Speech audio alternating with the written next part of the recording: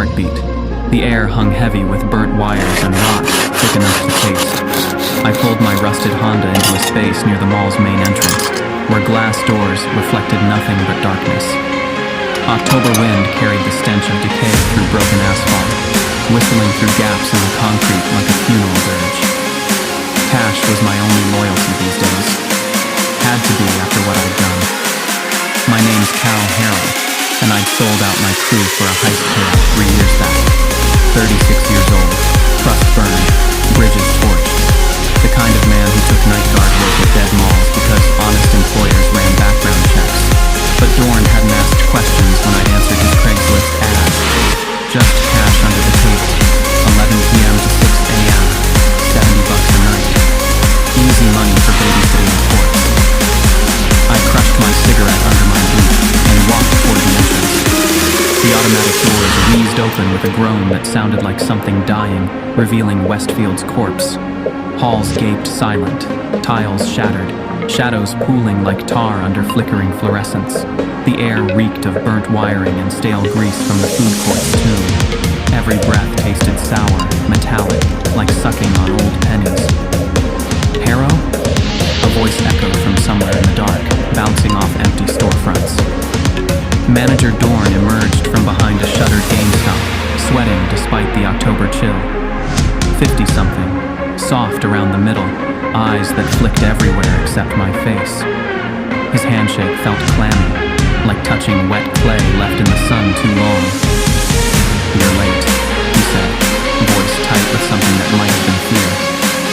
"Traffic." I wasn't, but Dorn didn't need to know I'd been sitting in my car for 20 minutes, wondering if this job was worth the hassle. Something about this place felt wrong already. "Right. Listen, the last guy skipped town. No notice? Nothing. Left his stuff in the office." Dorn's eyes darted toward the mall's center where a cracked skylight leaked starlight onto empty fountains. Water had stopped running months ago, leaving crusty mineral stains like dried tears. "Simple job. Check cameras every 15 minutes, patrol every hour. Ignore any speaker static. System's been fritzing since the 80s. He led me through the concourse, past shuttered stores with security gates like metal teeth. Victoria's Secret, Spencer's, and old Walden books with dust-caked windows that hadn't seen customers in years. The food court sprawled ahead, sticky tables and chairs arranged around a silent spiral counter. Grease stains marked the floor where customers had once stood, now just ghostly outlines of former life. "Office is here." Dorn unlocked a door marked Security near the old Radio Shack. Inside, 4 grainy monitors displayed feeds from around the mall. A desk held a logbook, radio, and the previous guard's half-eaten sandwich, green with mold. The smell hit me like a slap, decay, and desperation. Keys, radio, logbook. Dorn dropped them on the desk like hot coals. "Log your patrols, note anything weird, but honestly, nothing happens here. It's dead." The way he said "dead" made my gut twist. Too much emphasis, like he was trying to convince himself. "Questions?" Dorn was already backing toward the door, sweat beading on his forehead despite the mall's chill. "Pay?" "Cash, end of shift." He bolted without another word, footsteps echoing until the main doors wheezed shut. Then silence, thick as cotton in my ears, pressing against my skull. I settled into the creaky office chair and checked the monitors. Camera feeds showed empty halls, the food court, maintenance areas. The timestamp read 11:23 p.m. Long night ahead. My coffee was already cold, bitter as my prospects. I pulled out my phone to kill time, but something scratched at the office door. Soft, deliberate, like fingernails on wood. Patient. "Hello?" I called. The door opened without a sound. An old man slipped inside, 60-something, wiry frame.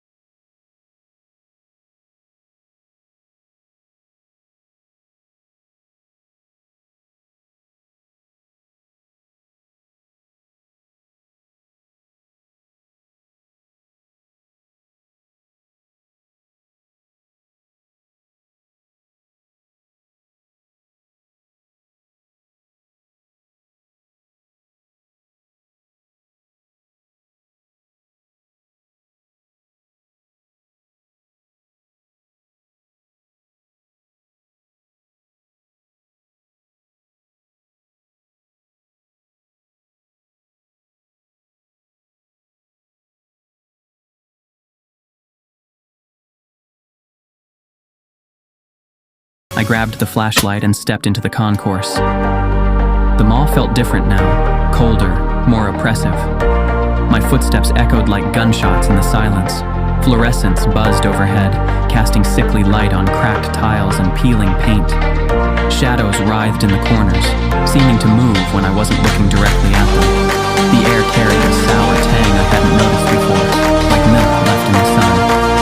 Something else too, ozone, like the smell before a thunderstorm. I made my way toward the food court, following Dorn's route.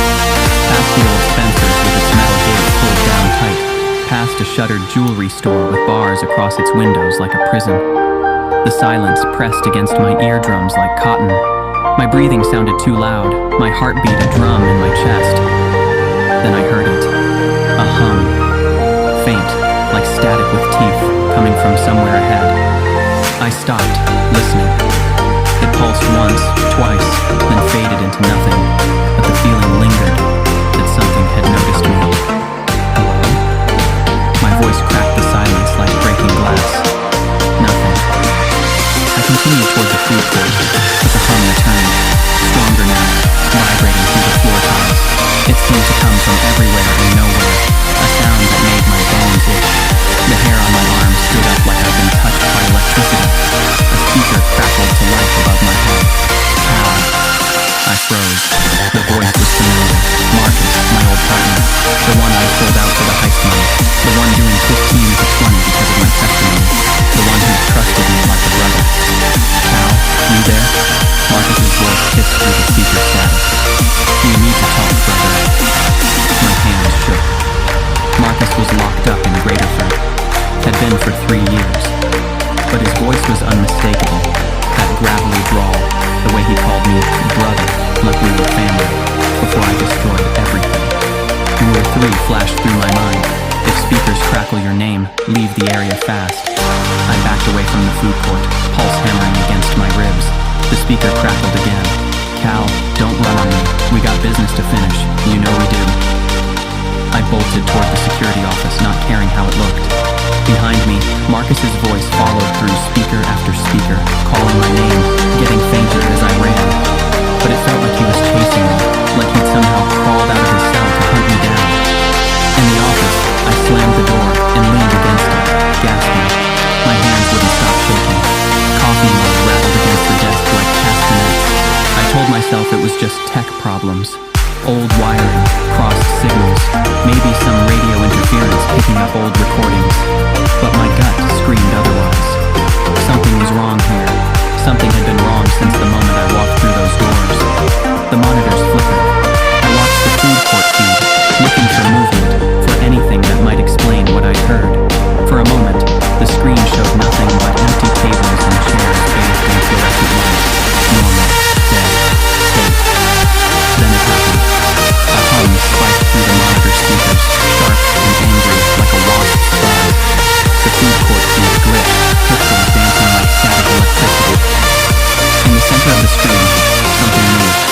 A shapeless distortion that warped the air like heat shield. It pulsed once, twice, then vanished like it was never there. When I blinked, the screen showed normal footage again. Empty tables, silent darkness, nothing more. My heart pounded against my ribs like a caged animal. I checked the clock. 12:47 a.m.